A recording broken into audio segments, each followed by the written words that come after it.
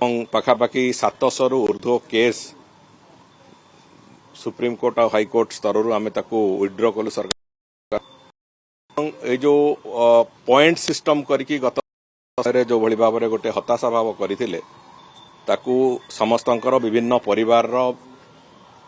आज जो माने परिवार जो माने मुख्य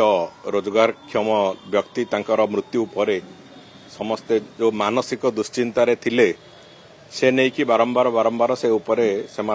दृष्टि भी चाप थिला एवं आमे भी से बाबद विभिन्न पर्यायर आलोचना जारी रखिथिलु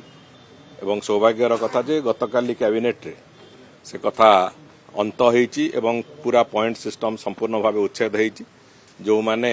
एलिजिबल होचंदी समस्त को rehabilitation policy अनुजाई rehabilitation policy 2026 अनुजाई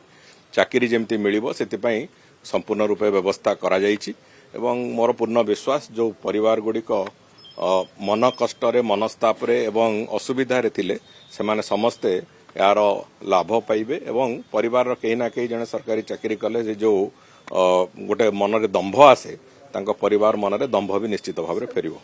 Govardhan मठ को गतकाली बैठक करथिला जमी जमा समस्या को समाधान हो आ गोटे कथा का निष्पत्ति नै जे आलती को भव्य करा दिबो कोन निष्पत्ति पूर्व केमति हो कोन व्यवस्था हो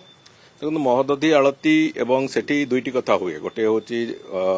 जगतगुरुंकर महोदधी आलती हुए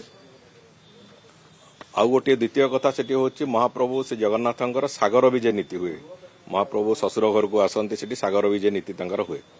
तेणु दुईटी जाक आखि आगे रखिकी से जो जगह टी आसंती महाप्रभु किंबा जोटी जगतगुरु करंती महोदधी आलती